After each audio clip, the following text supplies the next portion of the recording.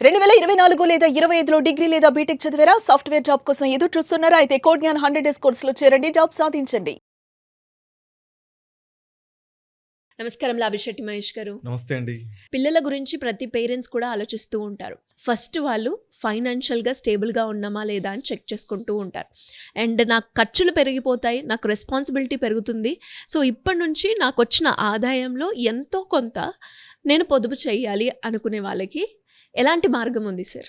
ఇలాంటి ఆలోచనలు కలిగి ఉన్న వాళ్ళందరికీ కూడా safe and secure saving system ఏదైనా ఉంది అంటే అది కేవలం పోస్ట్ ఆఫీస్లో ఆర్‌డి అకౌంట్లో డిపాజిట్ చేసుకోవడం. పోస్ట్ ఆఫీస్ అంటేనే ఒక నమ్మకం.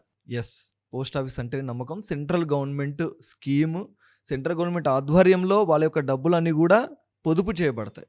ఒక్కొక్క స్కీమ్లో సరే ఏదైనా జరిగితే, గవర్నమెంట్ పాలసీ మారితే మా డబ్బులు ఏమవుతాయి, లేదా అంతర్జాతీయ పరమైనటువంటి కారణాలు ఏదన్నా జియో పొలిటికల్ ఇష్యూస్ ఏదైనా జరిగి మా అమౌంట్ ఏదైనా తగ్గేటువంటి అవకాశం ఉందా, విత్డ్రా అయ్యే అవకాశం ఉందా, ఇవేవి అవసరం లేదు. సేఫ్ అండ్ సెక్యూర్గా సెంట్రల్ గవర్నమెంట్ యొక్క ఆధీనంలో మన డబ్బు అనేది ఉండటం జరుగుతుంది. ఫస్ట్ థింగ్, ఆర్‌డి అంటే రికరింగ్ డిపాజిట్. ప్రతి మంత్ ఒక ఫిక్స్డ్ డేట్ లోపు మనం అనుకునేటువంటి ఫిక్స్డ్ అమౌంట్ మనం పోస్ట్ ఆఫీస్లో డిపాజిట్ చేయాలి. తక్కువ మొత్తం కావచ్చు, ఎంత ఎక్కువ మొత్తమైనా సరే మినిమం 100 రూపీస్తో ఇన్వెస్ట్మెంట్ చేయడానికి అవకాశం ఉంది. 100 రూపాయలు నువ్వు సేవ్ చేసుకోవచ్చు ప్రతి month, 200 rupees, 300 rupees, multiple 100, multiple 1000 rupees ఎంతైనా నువ్వు సేవ్ చేసుకోవచ్చు. దీనికి లాక్ ఇన్ పీరియడ్ ఏంటి?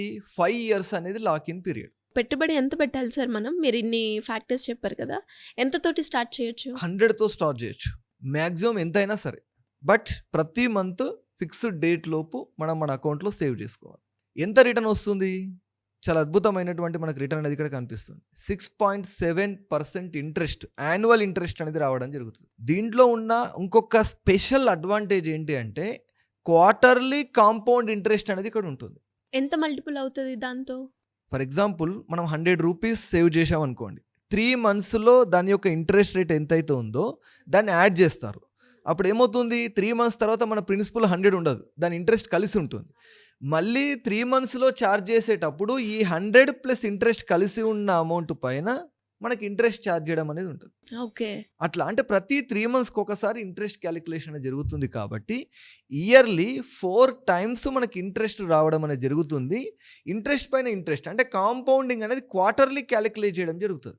ఇది మనకు ఉన్నటువంటి ఒక పెద్ద అడ్వాంటేజ్, మంచి ఆప్షన్. కానీ చాలా మందికి ఒక అనుమానం ఏముంటుంది అంటే, సార్ మేము 5 years మీరు లాక్ ఇన్ పీరియడ్ అన్నారు, మేము కొద్ది మొత్తం అమౌంట్ ఫిక్స్ చేసుకున్నాము, మంత్లీ సేవ్ చేస్తున్నాం, మరి సడన్లీ మాకు అమౌంట్ అవసరమైంది, మరి మేము విత్డ్రా చేసుకోవడం ఎలా? మధ్యలో తీసుకోవచ్చా? ఎందుకంటే ఎక్కువగా ఆర్‌డీస్ ప్రిఫర్ చేసే వాళ్ళు ఎలా ఉంటారు అంటే, లంసమ్ అమౌంట్ అనేది వాళ్ళ దగ్గర ఉండదు.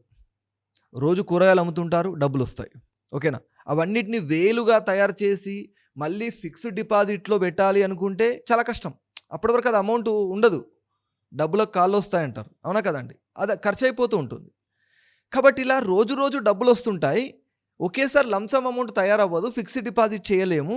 ఇలా రోజువారీగా వచ్చినటువంటి డబ్బును జమ చేసుకొని నెలకొక్కసారి మేము డిపాజిట్ చేయాలి అనుకునే వాళ్ళకి ఇది చాలా ఉపయోగపడుతుంది. ఇలా నెలకొకసారి డిపాజిట్ చేస్తున్నాం, కానీ సడన్గా ఎప్పుడైనా ఏదైనా అవసరం ఏర్పడ్డది, మనకు డబ్బులు కావాలి. వాస్తవంగా 1 year లోపు విత్డ్రా చేయడానికి, నీ అకౌంట్ క్లోజ్ చేయడానికి అవకాశం లేదు. ఖచ్చితంగా 1 year మనం మన యొక్క అకౌంట్ కంటిన్యూ చేయాల్సిందే.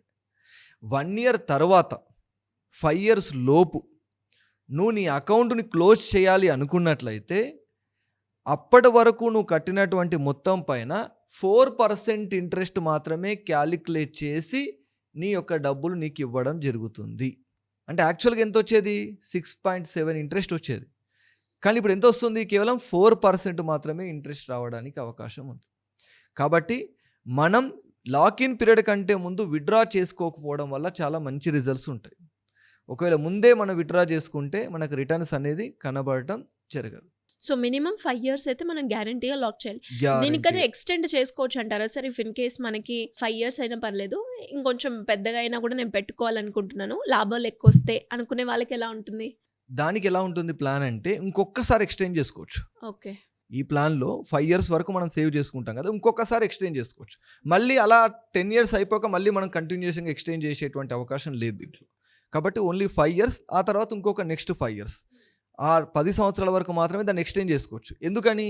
దాంట్లో మనకు కాంపౌండింగ్ ఇంట్రెస్ట్ అనేది 3 మంత్స్కి ఒకసారి యాడ్ అవుతూ పెరుగుతుంది. వెళ్తుంది. ఎస్. ఇప్పుడు అలా మళ్ళీ మనం కంటిన్యూ చేసామనుకోండి, అది కార్పస్ చాలా ల్యాక్స్లో వెళ్ళిపోతుంది. కాబట్టి గవర్నమెంట్ లాక్ ఇన్ పీరియడ్ని ఒక 2 టైమ్స్ వరకు మాత్రమే ఎక్స్టెండ్ చేసుకునేటువంటి అవకాశం ఇచ్చింది. చాలా మందికి కూడా ఈ వీడియో చూసిన తర్వాత నేను చేసుకోవాలి అనుకుంటున్నాను 500తోటో లేదంటే 5,000తోటో, మరి నాకు వచ్చే జీతం ఇంత, దీంట్లో నేను ఇంత తీయడం కరెక్టేనా, ఇంత తీసి ఇన్ని రోజులు ఇన్ని సంవత్సరాల పాటు అలా పెట్టాలి అంటే ఎలా నేను చేసుకోవాలి, ఫైనాన్షియల్ పరంగా ప్లానింగ్ అనేది ఒక డౌట్ వస్తుంది. సో అలాంటి వాళ్ళు ఎలా అప్రోచ్ అవ్వాలి అంటారు మిమ్మల్ని? సంపాదించిన డబ్బును అన్నీ ఒకే రంగంలో మనము సేవ్ చేయడం, ఇన్వెస్ట్మెంట్ చేయడం అనేది కరెక్ట్ కాదు. అంటే కొన్ని సేఫ్ అండ్ సెక్యూరిటీగా ఉండాలి, కొన్ని రిటర్న్స్ ఇవ్వాలి, కొన్ని లాంగ్ టర్మ్లో ఉపయోగపడే విధంగా ఉండాలి. కాబట్టి ప్రతి వ్యక్తికి కూడా ఆదాయం వేరే రకాలుగా ఉంటుంది, ఫైనాన్షియల్ గోల్స్ కూడా వేరే రకంగా ఉంటాయి. కాబట్టి వాళ్ళు 1-to-1 సెషన్ స్క్రీన్ పైన కనిపించేటువంటి నెంబర్ కాల్ చేస్తే ఈజీగా లభిస్తుంది. అప్పుడు మేము డిస్కస్ చేసి వాళ్ళకి పర్సనల్గా స్ట్రాటజీ ఇవ్వడం జరుగుతుంది. Thank you sir, thank you so much.